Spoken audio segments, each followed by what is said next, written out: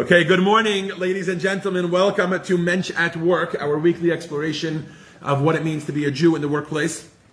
And Vicky says we shouldn't limit it to the workplace. It's how to buy and how to sell and how to retire as a Jew and all sorts of things like that. And we've been discussing keeping your word, yes? We've been discussing keeping your word. So you started a transaction. When does the transaction end? When is the transaction in the middle? When did you already get far enough into the transaction that you should really keep your word and you should renege on your deal, etc. And we've been discussing different details of that. So I'd like to back up a little bit. Where we're going to get to eventually is into Onaz Devarim, okay, and Gnevas Das. So these are two prohibitions that we have. We're kind of already in them. We've been slowly morphing from one into the other.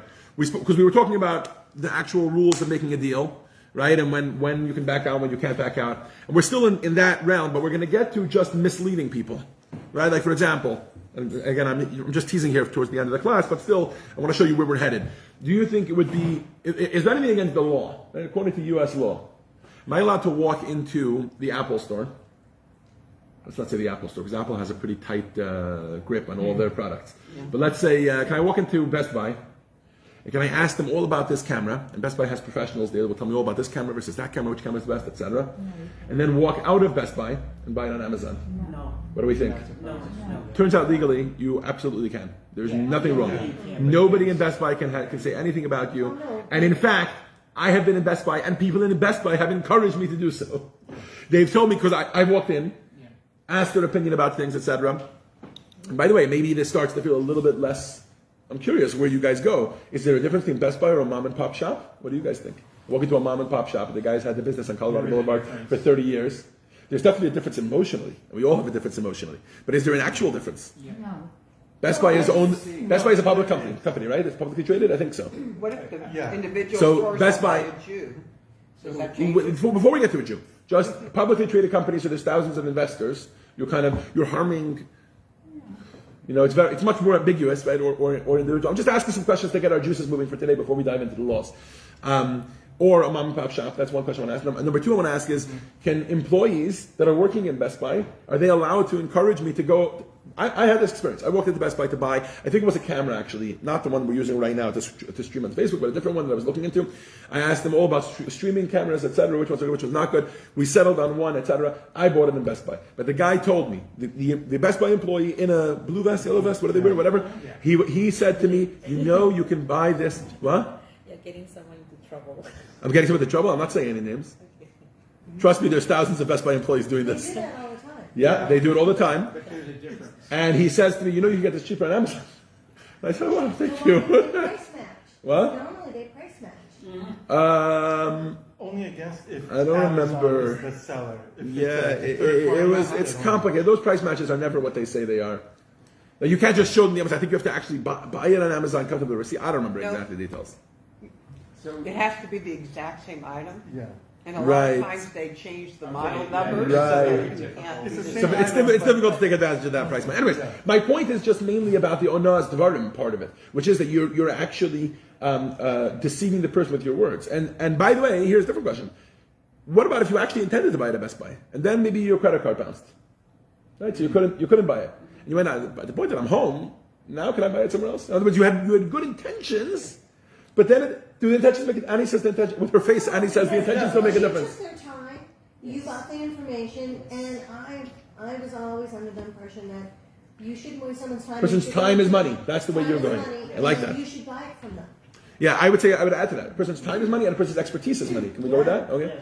Larry, you want to chime in here? Well, no, I wanted to add a nuance to it, and I agree, because I know the answer, but the other part is, are they on commission or are they not? So, I don't think they are. part at Best Buy, they aren't on commission, so it's not their livelihood. But that's it. You're saying that there's an incentive that the store owners, if they want to avoid, if anybody from Best Buy is listening, if you want to avoid your sales reps encouraging people to go to Amazon, then if you offer a commission from their sales, then that would help with that. That's what you're saying. No. Some stores employees get commission They do. for making a sale. Yeah, absolutely. Best Buy employees do not. Right. So, but Is he's it a mom and pop shop? It is their livelihood. it's their own right, it's their own livelihood. Yeah. Also, Yes, sir. so I have a membership at Best Buy, Mm-hmm. and It's a member. I didn't realize they have a membership. Okay. yeah, Yeah, it's we really do good. too. What do you get from it? They like the Geek Squad. Any company. Oh, I've heard of this. They support you. They tech like it's like having tech support on speed Yeah. dial. You Just like to, that, plus if you get coupons and things like Right, that, to and if Best you Buy. spend so much money, they'll give you And, Okay. and also sometimes if you look at the price, it'll say like member price and then the regular price. So the Oh, members yeah. get a lower price, and the warranty, whatever it is, it's free. The extended right, you get an extended warranty comes in for automatically. free. Okay. So what did you start saying? So you said you have a membership at Best Buy and nothing. And it's great. I So get that, things- you're paying for the expertise. That's what you're saying. yes, but Right. you're also getting like twice as much as the warranty time. Like if it's 1 year, they give you. By the way, an extra year. this bleeds into a lot of different conversations, right? And we're not going to finish them all today. What about working in Starbucks without buying a drink? Yeah, you can use it. no, because that's You not- just want Okay, what about buying one coffee and working there for 9 hours a day? That's not right. They encourage that. I think that They, you're not right. There are hours. people who sit there and do Yeah, their exactly. computer work, whatever, and they. Maybe they get a coffee. You know? Well, One I've coffee for the never day. seen somebody in there. They have a Starbucks. Something, coffee yeah. There, but I don't think it would be appropriate to use it as your office for 8 hours if you've only spent a Right. $5. That's a good question. coffee. And part of that question probably depends on Starbucks's policy. Like, what do they want? Maybe they want that. Relationships with the owners. Right? Maybe they want that. Yeah. Go ahead. But sometimes they want to create crowd. Yeah. Don't they pay? Yeah, they want that people sometimes, to yeah. go sit there, eat, pretend they're eating, to fill spaces. I'm not talking about Starbucks. Right. It look like it's busy. I got That it. is a thing. Yeah. Yeah. And a lot of, but you know, mostly people take. Yeah. Mostly people do Starbucks as a takeout. Right. That's also true. Yeah. These are all very good questions. You know, I have a different policy, which is whenever we'll be on the way home from school or something, and Menachem leaves the bathroom, I never use the bathroom in a store without buying something. Yeah. In other words, I'll go to a gas station, and even if I don't need it, I'll buy a Gatorade and I'll drink it eventually. You know, I'll need it eventually. Whatever, I'll bring it home and just put it in the fridge or whatever. Yeah. And I know that I'm being overpriced, by the way, for all those items. Right. And I look at it. I tend to look at it as like the price of the bathroom, or the price. No, not even convenience. You're talking about if you need the coffee and you're on the road, you're paying a high price. Fine, I'm talking about the bathroom doesn't cost any money, but the drink costs double the price that I could get it for, right? I'm paying. The other half is for the bathroom. You know what I mean? It's courtesy. Or in Starbucks, the other half is for the table to sit at. You know, like I'll often meet somebody for coffee because we can't really go to lunch out here, Yeah. right? So I'll say, oh, the high price that I'm paying for the coffee is for the. But then you brought up the. Which is why, by the way, I never get Starbucks takeout. Sorry, Yeah. I just want to say that because I think that is actually a complete waste of money. Yeah. In other words, then you're paying for the coffee, but you're not even getting that's my personal thing. It Yeah. depends on what you're doing. But then you asked about the small business. I tend to prefer the small business. Yes.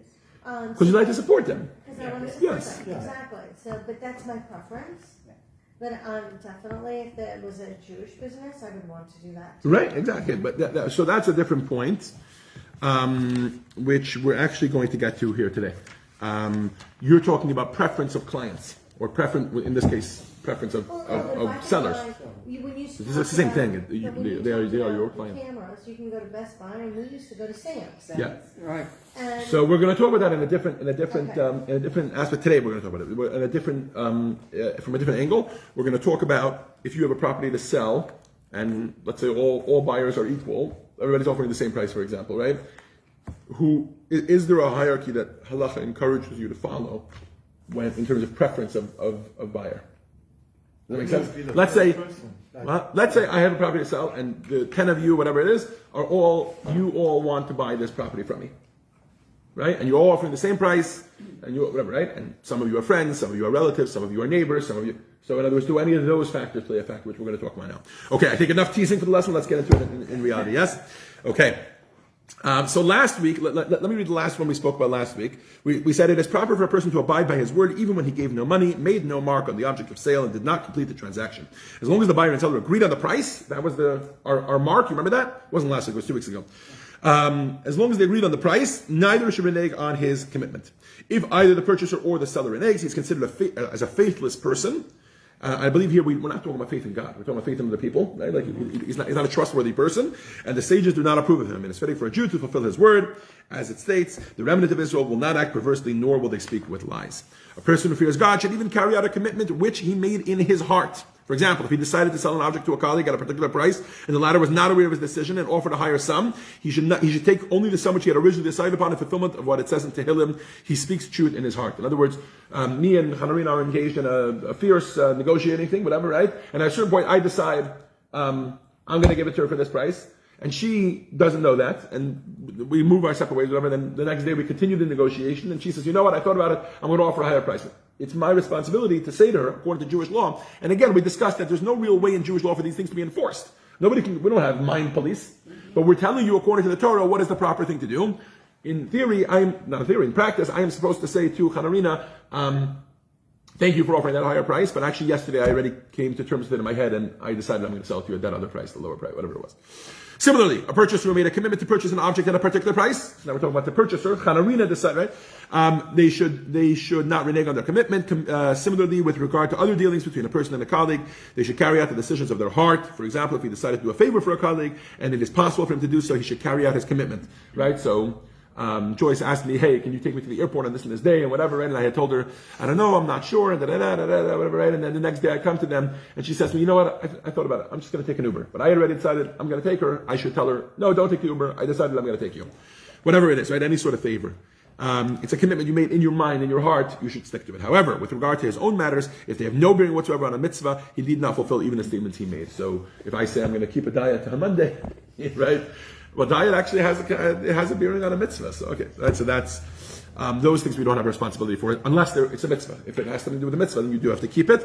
And for those of you that are weird, on the Erev Rosh Hashanah, on the day before Rosh Hashanah, every year, one of the things we actually say, we say, if I had a good act that I started doing, if I started attending the rap club every single Sunday, if I started coming to Mentsch at work as a class every single Sunday, right, and then I stopped doing it after it becoming a part of my routine. I stopped doing it. Right, so I'm asking that oath should be annulled. We say on right. Yeah. We actually said we don't want to annul any oaths that we do for a good act because we want to keep it going. All right. Okay. So now on to this one. Similarly, right? So now we're in the field of it's not a business transaction. These are just favors, things that we just commit, right? So he says similarly, a person who told a colleague that he would give him a small present. Before we even dive into this, can we talk about the implications that there are in presents that we say we're going to give to somebody else? Right? In other words, I tell somebody I'm going to come to them for Shabbat dinner. I say, "Oh, that's so wonderful. I have this good bottle of wine that I saw the other day, and I'd like to bring you this bottle of wine. It's a bottle of wine that I really enjoy. I want to bring that for you as a gift when I come." And then, whatever, I have a busy Friday, and I don't have to make it. I don't get it. "Oh, I'm so sorry I didn't get it," whatever. Right? Even if I didn't tell, so if I told them about it, and it's a gift, it's not an obligation. A gift is a gift, right? That's the whole definition of a gift. It's a gift. Since the recipient counted on him to give it to him, if he reneges and fails to give it to him, he is considered to be faithless. However, the failure to fulfill a promise to give a large present is not considered a breach of faith. Nevertheless, when he promises to give it to him, nevertheless, when he promises to give it to him, he should have the firm intention of doing so without changing his mind. Speaking words that are different from one's thoughts is forbidden by the Torah, as implied in the verse of Vayikra. You shall have a just ephah and a just hin. Right, and we discussed this already. In the Talmud above Metzia says that the word hin, does the Torah mean with the statement a just hin? Could not a hin be inferred from ephah? For they are both measures. Rather, the Torah implies a further concept playing on the similarity between the words hin and hein, which means yes. The Torah commands us that your promises of yes and your promises of no should be just. Just like your weights and measures should be just. When you say yes and when you say no, you should keep your word. Now, so what did we say? We said that if you promise somebody that you're going to give them a gift, we said that there's a little bit of a difference between a small gift and a large gift. When it comes to a large gift, you're excused. If I tell somebody, "Oh, I'd like to give you a gift of down payment for your house," right? Even to a child or whatever, these things happen, right? And then in the end, we can't make good on that commitment. So we're supposed to try to do our best to make good on it. But if it's a large gift, then actually it's less of a deal than a small gift. Why? Can anybody think? Because whenever one person promises another person a large gift, Yehuda, if I promise you right now, "Hey, you're trying to buy a house, I'm going to give you $50,000 towards the down payment of the house." I'll tell you, of course, let's do it, right? Yeah. But I'll tell you as a rabbi who often gets pledges, how much is a pledge worth? The bigger the pledge, the less it's worth. If somebody promises me a $100,000 pledge, right? I believe it when I see it. Those are the ones that I can't make it in the end. I'm going to give $10,000 and that's what I can do right now. Right? They pledged it because they were excited about it or because they thought that there's a business deal coming through or whatever it is. But it's a large pledge. Therefore, even me as the recipient, I don't automatically assume that I'm going to get it. Does that make sense? A small gift, right? If somebody tells me, hey, Rabbi, you need for the end of the month, you're short $5,000 to the end of the month, right? I give $1,000 towards that, right? For the most part, that usually follows through. So I rely on that. That's gonna, right? So therefore, here we're talking about a mitzvah, which is a whole different issue at play. But even if it wasn't a mitzvah, even if it was towards the down payment of a house, the larger it is, the less the person relies on it, and therefore the more we understand when a person reneges it. But if it's something small, one second, if it's something small, then less so. Yeah, I see we have questions, hold on. The above applies only to promises made to a rich person. To a rich person, we say, oh, a big gift, a small gift. However, when one promises to give a present, whether large or small, to a poor person, the law is that he may not renege on his commitment. Why? Because then it's a form of charity. Right? For it is considered like a vow to charity. Even if he made only a mental decision to give a poor person a gift, he must carry out that decision. Right? So I tell somebody who I know has a very difficult time, hey, I'd like to buy you a new suit for Rosh Hashanah, whatever it is. Right? And it's a poor person. And it's a pretty sizable gift considering my things. And then in the end I can't make do on it. No. When it comes to a poor person, because it's now gone into the realm of charity, it's the realm of a mitzvah, so therefore you must keep it. Okay, a few questions. Go for it, Hanarina. What happens when you promise something, you're going to do a gift or something, and life happens? Where are you in that space? Absolutely. So we. What do you mean by life happens? She means something happened. Whatever. Yeah, something. She had. Yeah, she had a not what's the opposite of a windfall, right? A blow to her business and something with that, and they can't keep up to it. So the answer is that everything we're talking about here is not halacha. We said they're considered a faithless person. The person cannot be taken to court and obligated to pay a gift that they said they were going to give. However, it's improper conduct from a Jewish perspective. So there are a few options here. To make her example very concrete, right? A person has $500 in their bank account. They say they're going to give $100 to someone, not someone poor. Like let's not make it a mitzvah. And then whatever, they lose $500. Whatever it is, their car gets into an accident. They need the $500 for their car, and they pay it. That's it. Now they don't have the money anymore. So there's a few different options, and the most practical option, I think, is what was that? Well, of course, you let the person know, and you act like a Mentsch, etc. For sure, but you could retain it as a pledge that even though the other person might think, oh, they said they were going to give it by the end of the week, and they didn't give it, you apologize to them. You say, I can't give it by the end of the week, but you keep it in your head because I promised to give it already. I'm going to give it one day, right? And life has downs, life also has ups, right? So I think that's one thing that I would advise them. Okay, Vicky. The down payment on the house option bothers me. That Okay. you can walk away, because if I say to my Child, let's say, yeah. Yeah, I'm going to give you a down payment on a house. I'm going to give you $50,000, and that child spends days and weeks and months looking for a house and working on a deal, and maybe even makes an offer, and then they come to me and say, All right, "Hey, Mom, are you I good found on the a house, $50,000? They accepted my offer. I need the down payment," and you say no. That's a huge issue, because now you're causing. You're Jewish, they're Jewish, Right. another Jew to have to renege on their word 100%. because you reneged on yours.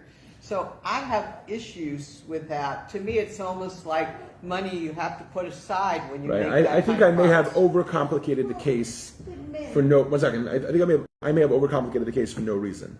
In other words, you're right. Now that I'm thinking about the down payment, here they're just talking about a gift, and a down payment. You're right. The gift. There's things that are dependent on that gift. Right. So let's just call it a $50,000 gift. You tell your child, hey, I had a windfall of money and whatever, and I'm planning to give you $50,000 by the end of the year, etc. The child should not be relying on a $50,000 gift until they have it. Yeah, Because the larger it is, and again, we made clear that we're talking about somebody that's fairly well off. Okay. So let's go with that. But Annie wants to contribute to this conversation. To some extent, Vicky, I agree with you. But the flip side of that is when Zushi, you gave that as an example. Right. I thought of it as a grandparent saying to maybe their grandchild, when you grow up, I might. Oh, Exactly. yeah, That's the way I was thinking about it. That's what I wasn't thinking about. That's why when she started to clarify the way she was thinking about the case, I was like, oh, yeah, I can see that actually being a little bit different. And I don't know how halacha would deal with that. But basically, that's because she made it that well, I made it, but that things are dependent on that. That they're only going to buy the house because of. So that's, I think that changes But the you're case. right, a long-term, someday in the future, I'm gonna do it in an account. What? Should I forget about Yeah, you forget about the house. Oh. you know. Instead of looking imminently to buy something, you've made an agreement, or that you've socialized that. They're counting on it. Yes. Well, Okay, yeah, what was that? we were in that situation, but we didn't even win. No, I think many people. I gave that example because I think it's a very practical thing. I think a lot of parents promise their children significant sums of money. I mean, in mine and Kitty's head, we've promised money to our children for when they get married. We haven't told them about it, obviously, but we would like to be able to give the next amount. And okay, obviously in our case, it's really not a promise. Like we're putting aside money. We would like to be able to whatever, but who knows what life is going to bring as until that time comes, right? You can at the time. Exactly. But I think it's a very practical thing that people like to do. And then at a certain point in a child's life, I think they do tell their children about it. You know, I know somebody whose grandparents told. I even think it was made up. I don't remember if it was made up, but definitely it was an investment that went down tremendously. Grandparents that told. It was a friend of mine, and the grandparents told the grandchild, who was my friend, that they put, I think, $10,000, whatever it was. Maybe at his bar mitzvah, they told him, we put it into an account for you, which is, I think, very common for parents to tell this to their children. We put money into the account, we put X amount, God willing, when you get married, it'll be, it's a very stable investment. And I can't remember if it was made up or not, but whatever it was pretty much gone by the time he got married. And he was like, okay. And they don't have an obligation. I mean, I think in that case also they kind of gave it to him already. They gave it to him when they set it up. Right, when for they them, said right? it, and they said it when they said that statement to him, and they set it up for him. We'd have to go into look into halacha the exact details of that. Okay, Yeah. Well, in that let's instance- get to the case. What? In that instance, if you've set up a set of money in an account and the account goes south, you know, it was Yeah. in good intent. Right. You gave it already. That's how you. Yeah. Similarly, a purchaser who made a commitment to purchase an object at a particular price should not renege on his commitment. Similarly, with regard to other dealings between a person and a colleague, he should carry out the decisions of his heart. If he decided to do a favor for a colleague and it is possible for him to do so, he should carry out his commitment. However, we said all this already. Okay, beautiful. A mitzvah is the one exception. A mitzvah is different. Okay. No. I just lost where we were holding. Okay. Even with a mitzvah, Let's your talk about example, a sale. the money went away. What was If it's it? not there and you don't have it, I mean, But with it's regards to a not- mitzvah, you have an it's not obligation. down. The difference is when it comes to a mitzvah, you have an obligation, Vicky. So that's what I was telling Hanarina, that the point, the way you're really supposed to act with it is you're supposed to treat it as a loan. You know what I mean? You don't tell the credit card company, hey, I mean, some people do, right? But in theory, you don't tell a bank or whatever it is, or anybody or a friend that you borrowed money from, hey, I don't have it, I'm sorry, life changed. So when it comes to a mitzvah, you're supposed to make do on it. Even if you can't right away, okay, fine. So you can't right away, life happens. But at some point you should. Okay. Let's talk about a sale, yes? The following laws apply when a person wants to sell a house or land, and two people, and we can make this 10 people as well, neither of whom has rights as the owner of adjoining property, offer to purchase it at the same price. Let's get that out of the way. There is a din called Dina de Bar Metzra. There is a law called the law of the neighboring property. Okay? I believe in English this is called the right of first refusal, which means if Tom's wants to sell, hopefully they do, their first obligation is to come to us and to say to us, hey, you guys are the adjoining property, we want to give you the right of first refusal, this is what our asking price is, do you want to buy it or not? Certainly according to Jewish law, that is the obligation. So if you have a neighbor and you're planning to sell your house, I think it's mainly with regards to fields, and you want to sell your field, you go to the adjoining field, hey, I'm planning to sell the field, this is the price I'm looking to ask for it, would you like to put in a first offer? If not, you can refuse it, we can move on to a sale. Now, let's assume that happened already. Now we're moving on from there, right? What is the hierarchy from a Jewish perspective of who, right? So let's say you have 10 offers, and there are 10 different types of people, but they're all offering you the money, they're all good on their money, etc., and they're going to buy them, and so far as that's concerned, you don't care, right? So here goes a hierarchy. If one is a resident of the seller's city, and the other is from another place, the former is given precedence. So always somebody from your city over somebody from a different city, right? So think about this, I mean people talk about this in the secular, whatever you want to call it, the regular U.S. market all the time, right? There's even stereotypes right about it, right? The Asian investors that are coming to Pasadena, they're investing in buildings, and they're not our locals, and they're buying up the properties, etc. You hear people talk about this all the time, right? But the truth is, it's not just Asians, and it's not just Hispanics, and it's not just Jews. I think that's another one that gets it, right? Jews or whatever. What? Not just Persians, exactly. It's not just groups. The truth is, even if it's somebody from Los Angeles that wants to come to Pasadena and buy a property as an investment, etc., and then there's a Pasadena local that comes to you and says, hey, I want to buy this, even as an investment, or whatever. I mean, we'll talk soon about the fact that if it's housing and if it's investment, that changes the law a little bit. In other words, somebody who wants to buy it as a house versus somebody who wants to buy it as an investment, your obligation is first to the person who wants to buy it as a house. But for now, let's start with the first one. The first one is local comes before. So we already discussed neighbor comes first. Local comes before out of town. If they were both inhabitants of the seller's city, and one was a neighbor and the other was not, the neighbor is given precedence. So this is even not adjoining neighbor. This is a neighbor from down the block versus somebody from your city, but from far away from the city. However, if the other person was the seller's close friend, while the neighbor was not close to him, precedence is granted to the friend. So yes, neighbor has precedence, but not over friend. Friend is higher up on the list. Similarly, precedence is granted to a friend over a relative. As implied by Mishnah, a close neighbor is preferable to a distant relative. So in other words, friend is over relative. Yeah, interesting. So it's distant, 1 second. What? Over a distant relative. Yeah, this is a distant relative. Yeah, this is a distant relative. And however, a relative is given precedence over other people with the exception of a Torah sage, right? So somebody who's related to you is more than. Okay, so before we were talking about, like we said, a distant relative, a cousin or something like that, whatever, right? So that, a friend is over that. And now we're talking about a friend, a close friend, right? And a brother or something like that. A relative is given precedent over other people with the exception of a Torah sage. The latter is given precedent even over a neighbor or a close friend. Nevertheless, so think of like the rabbi of town or something like that, whatever, right? Nevertheless, precedence over all prospective purchasers is given to a person whose property adjoins the property being sold, which is what we really started off with, but we're saying it again, bar mitzvah. So even if the rabbi of town is coming, and he happens to be your brother also, and he's also a good friend, right? But there's the guy right next door to you that wants to buy the property, he's the one who gets first precedence. Furthermore, even after the property has been sold to another person, a person who owns adjoining property has the right to pay him the property's purchase price and force him to relinquish the property. So this is where things start to get to Jewish law. This is not just what the preference is from a Jewish perspective, but rather this is actually things that can be enforced in a Jewish court of law.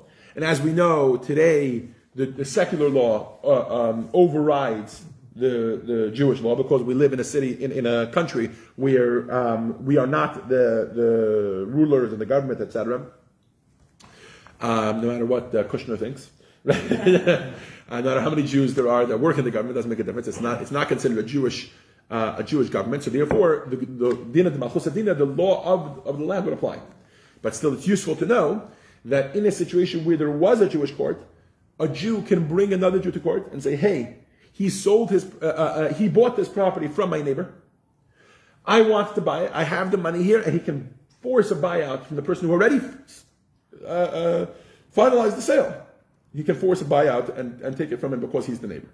So that's how strong the preference of the neighbor is. Is it only a Jewish neighbor? 1 second. Let's finish because I understand you have questions. The latter law applies even when the purchaser of the property is a Torah sage, a neighbor, and or a relative of the purchaser, while the person owning the adjoining property is a common person who has no connection to the seller. Okay, I mentioned all that already. Even so, the person who owns the adjoining property has the right to cause the purchaser to relinquish the property. The order of precedence mentioned was instituted by the sages as a mitzvah in fulfillment of the Torah's directive, and you shall do what is right and good in the eyes of God. Vasisa hatov v'hayasha. You should do what is good and right. In other words, these are not like, in order to this is just be a Mentsch, basically, about it. Now, Vicky has some questions about Jews and non-Jews. Before we even get to Jews and non-Jews, there's some other things, which we're not really going to be able to get into all the nuanced details about this. This is more like, first of all, I'm reading to you from the Kitzur Shulchan Aruch, which is the abridged version, and there's many what-ifs there, and what-ifs about Jews and non-Jews are treated there. But I want to talk about another one first, which is, what if... your daughter wants to buy your property, yes, I understand. And your Muslim neighbor... Yeah, I understand. Yes, a Jew does get precedence over a non-Jew, yes. That was correct. But I don't know the answer about if the non-Jew is your neighbor. If he has the adjoining property, I don't know the answer. Okay? I want to talk about something else. What if the intent of the person who is buying the property is different? Now, there's two different people. Let's say they're both relatives, whatever it is, right? And one of them wants to use it as an investment. One of them wants to use it to buy a home. Right? We know in the U.S. there's all sorts of laws about first-time home buyers. Easier of them to get a loan. We try to get them in the market, Right? Is there such a thing from a Jewish perspective? I don't think it has anything to do with getting into the market from a Jewish perspective, but there is something about a Jew who's going to bring up a family and going to use it as a home, right? That takes precedent over somebody who's going to use it just as an investment to make money off of it, which is a legitimate form of buying a property, but the person who's buying a home, that takes precedent. Should we diverge here for a little tangent? Let's see. Okay, we'll diverge for a tiny little tangent. Just to share a brief metaphorical idea here. The Talmud in Tractate Shabbat has a series of midrashic tales that go like this. It says, "B'sha'a sha'ala Moshe lamarom." At the time that Moses went up on Mount Sinai, this happened, that happened, this happened, that happened. It has all these stories that happen. One of them goes as follows. It says that when Moses came up, and when he went up on Mount Sinai, so he came up to the heavens, and the angels saw him. And the angels looked at God and they screamed, they said, "Ma li'alud isha beinenu." The worst thing they can call a human being is the son of a woman. Why? Because like you were born naturally? That's like, right? They're not like that. They're not physical human beings that were born and died. So they say, "What is this son of a woman doing here?" So God says to them, "The Kabbalah Torah ba." He came to receive the Torah. So they say to God, "This is like your most precious possession. We've been guarding the Torah up here in heaven, and now you're going to send it down into the physical world where they're going to taint it and they're going to destroy it. Some of them are going to listen to it. Most of them are not. What are you doing?" Right? So Hashem says to Moshe Rabbeinu, he says, "Answer them." And Moses holds on to he's scared of them, right? Because he's like, they can turn me into fire. They can, right? So God tells him, "Hold on to my heavenly throne. You're going to be okay. They're not going to start up with you if they know you're on my side. I'm on your side, whatever it is." And answer them. So he starts to answer them and he says, let's take a look at the Ten Commandments. Let's see what it says. It says, you have to honor your father and mother. You just called me the son of a woman. You guys don't even have parents, right? You have parents. You can't honor parents. It says that I am the God, the Lord your God who took you out of Egypt. It says, were any of you ever in Egypt? He says, it says, do not steal, do not murder. Has any of you ever want, do you klum yetzer hara yesh b'neichem? Do you have a yetzer hara? Do you have an evil inclination that right? Anyways, and in this way he puts down their things. Now the commentary on this conversation tell us that the angels weren't just asking a random question. They weren't just saying, "Hey, you're going to get rid of the Torah is right here next to us and you're going to send it down into the world." They were actually asking, they had a halachic legal claim. And it was this legal claim, Dina de Bar Metzra, the law of Bar Metzra, the law of the adjoining neighbor. They said that the Torah has been right next to us all this time. We are neighbors. We have the right of first refusal. You can't just send the Torah down. We want to keep it here. And we'll pay whatever price it is necessary, etc., right? And there's all sorts of commentary that discuss which one of these different laws, which one of these different outs Moses basically gave them to say, "Oh no, we can do it."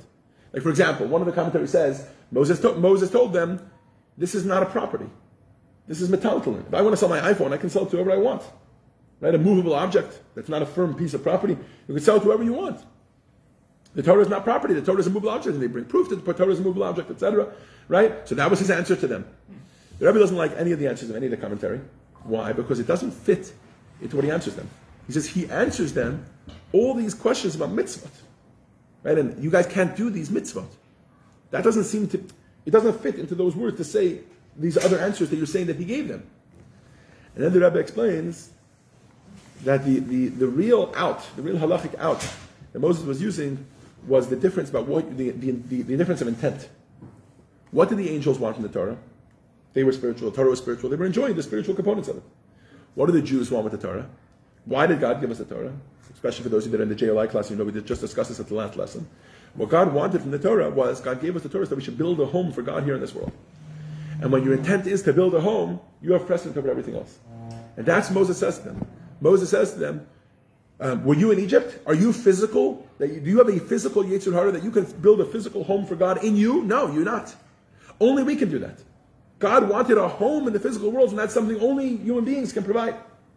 And so that's why we have precedent over you in the Dina de Bar Metzra, the law of the adjoining neighbor, to be able to receive the Torah while you cannot lay claim, at least not from an adjoining neighbor perspective, be able to say that the Torah belongs to you. So that's just a parenthetical that I want to go off topic. It's just a fun idea of looking at the Torah that way. Okay. But I promised that we were going to get into Anaz Devarim, which is the prohibitions against wronging a colleague through speech and deception. And we discussed that there's two different ones. One is called onah devarim, which means deception through words. And the other one is called geneva dat, which means stealing somebody's mind, misleading them. Right? So let's dive into it. We're definitely not going to finish it today, but let's start and we'll take it from there. Just as it is forbidden to wrong a colleague in trade or commerce, so too it is forbidden to wrong him through speech. As the verse says in Vayikra, a person should not cheat his colleague and you shall fear God. This refers to wrongdoing against someone with words. Wronging someone with words is more serious than wronging someone financially. Why? Because the latter can be repaid, right? If you cheat somebody, cheat them out of $5,000, as part of a deal, whatever it is, right? You can always give them back the $5,000. But when you cheat somebody out of words, so that while the former cannot. Yeah. In other words, if somebody wrongs somebody with words, if they mislead someone, how can you make up the misleading? It wasn't a financial loss; it was an emotional or a mental loss, right? Furthermore, financial loss merely affects one's property, while this affects one's person. Right? You make them lose trust in other human beings. When you screw somebody over in business, it's not part of the direct language. What was that? Thank you. When you mess somebody over in business, you're messing not just with their brain, you're messing with their brain. You're messing not just with their wallets, but you're messing with their brains. You're messing with their hearts. You're messing with their sense of trust. They're going to go home. They're going to trust their wife a little bit less. Right? They'll trust their children a little bit less. They'll trust their parents a little bit less. Why? Because you're messing with their sense of trust in the world. And a person who cries out to God over being wronged through speech will be answered immediately. The Torah, Hashem promises that to them in the Torah. In particular, it is necessary to be careful that one does not wrong one's wife in this manner or distress her by speech. Women have a sensitive nature and are prone to cry, even about minor things. God takes particular note of tears, as it says, the gates of tears are never locked. There's only one couple at the table, and they're ready and nudging each other. You're giving this look like I cry all the time. No, I think he gave you a look like, I'm so sorry for all the times I made you cry. I like that. It's all about the way you interpret it, Annie. What were you really thinking? No, you're right. He'll tell you later. He doesn't have to say it live on Facebook here. Okay. Fine. Now, let's get into what does it mean to wrong somebody else by words. What is meant by wronging someone with words? Says the Shulchan Aruch, one should not inquire about the price of an article from a colleague when one has no intention of buying it. If one seeks to purchase grain, one should not tell him, go to so-and-so, when he knows that the latter does not have any grain to sell. So these are all examples of saying something to somebody when you yourself do not mean it, right? So Annie looks at me and says, oh wow, where can I buy such a beautiful whatever it is that I got? And I say, oh, Home Goods. And I haven't thought it through, and I just sent her Home Goods, and really, no, there's nothing in Home Goods like that. I actually bought it online on Amazon, right? I shouldn't say that to anybody. Why? Because then you're wronging them with words. You haven't done anything wrong to them, right? Waste a little bit of time. Maybe they don't even go there, but they feel a little bit misled, right? These are small examples of cases like this. I also shouldn't turn to Miriam, who's selling beautiful pieces of jewelry, and say, how much is this piece? And just to make conversation to her, just to make her feel good. I need something from her. I need her to whatever it is. Right? So I start talking to her as if I'm going to buy something, etc. Right? You can't do that. These are all examples of misleading somebody with words. To a Baal Teshuvah, this was today's mitzvah of the day. It's in today's Rambam, today's Maimonides. For those who were here for daily minyan, this was announced after minyan. Baal Teshuvah means somebody who used to sin and now no longer sins. Now I want to point out, this is not talking about sinning as a whole category. You can be a Baal Teshuvah in one tiny thing. Somebody who used to not keep Shabbat and now keeps Shabbat. Somebody who used to not keep kosher and now keeps kosher. Somebody used to not put on tefillin every day and now they put on tefillin every day. You cannot say to them, remember your previous deeds. You got to remind them of their previous life.